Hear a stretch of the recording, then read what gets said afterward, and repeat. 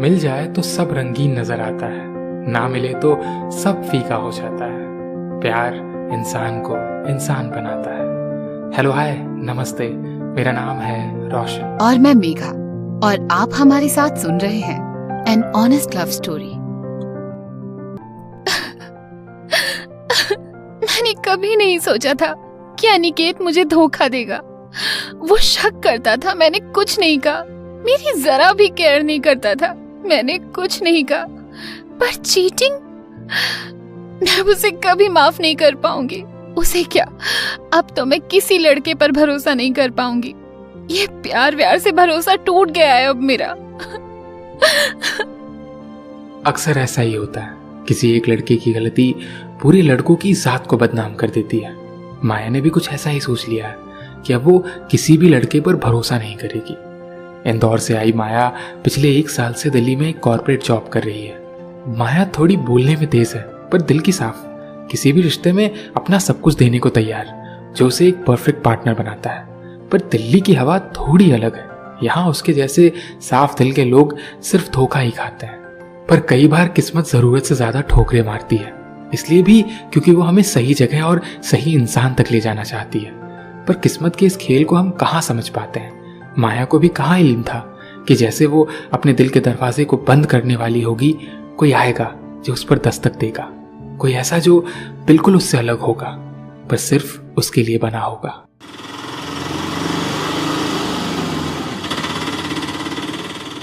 अरे नहीं नहीं भैया, आपके पास छुट्टे नहीं है तो क्या हो गया, आप रख लो ना। अब हमारे लिए अपना ऑटो छोड़कर कहाँ आप छुट्टे लेने भटकोगे।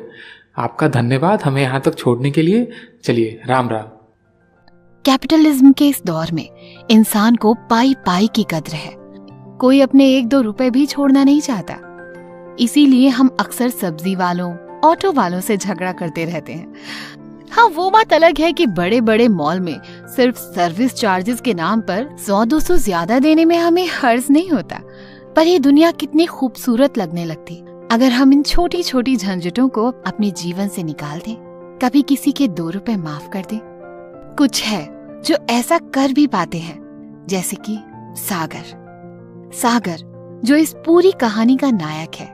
बिहार के पटना से निकलकर दिल्ली में नौकरी के लिए आया सागर एक लेखक भी है। कुछ छोटे कुछ बड़े सपने उसकी आंखों में नजर आते हैं। कम बोलना, लोगों से मुस्कुरा कर मिलना, माफ कर देना और माफी मांग लेना। सागर की ये क्वालिटीज उसे दिल्ली की तेज भागने वाली दुनिया में परेशान करने के लिए काफी है। अक्सर बच्चे जब घर से दूर होते हैं तो दिन भर के बाद माँ से बात करना उनके लिए एक नियम सा बन जाता है। ये एक ऐसी दवा होती है जो दिन भर की थकान को मिटा देती है।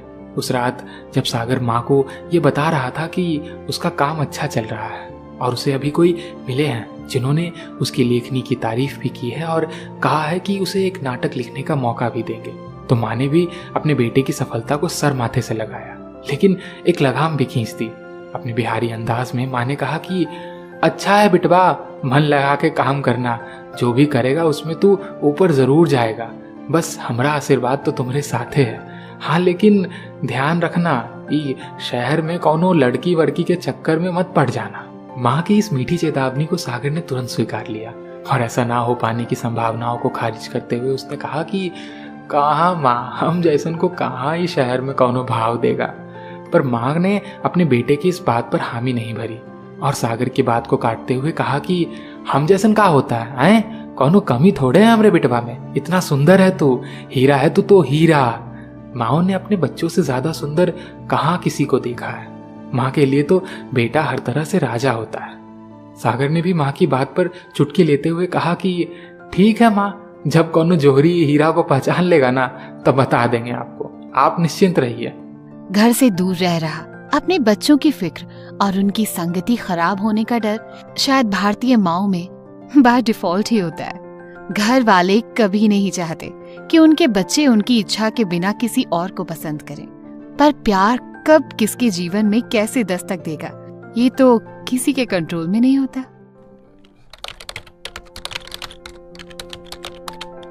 पूरे दिन की थकान के बाद सागर सोशल मीडिया पर कभी ना रुकने वाले वीडियोस को अपनी उंगलियों के इशारे से बदल रहा है। तभी उसकी नजर एक प्रोफाइल पर पड़ती है। माया, सिर्फ माया, कोई सरनेम तो है ही नहीं, लोकेशन दिल्ली लिखा है, प्यारी भी लग रही है, फॉलो रिक्वेस्ट भेज कर देखूं क्या, एक्सेप्ट तो नहीं होगा पर एक ट्राई करने में क्या जाता है, अगर अच्छी लड़की हुई तो बात कर लेंगे। लड़के और उनकी उम्मीदें किसी अनजान के साथ बिना बात हुए भी जीवन साथ बिता लेने तक की कल्पना करने में भी ये माहिर होते हैं। सागर को भी माया की तस्वीर पसंद आ गई थी।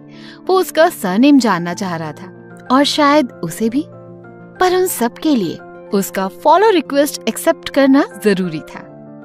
ये नया रिक्वेस्ट किसने भेजा है? सागर मेहता। अच्छा जी, तो खुद को राइटर लिखता है। आजकल तो सब सोशल मीडिया पर अपने आप को राइटर ही समझते हैं। हाँ, होगा कोई फालतू।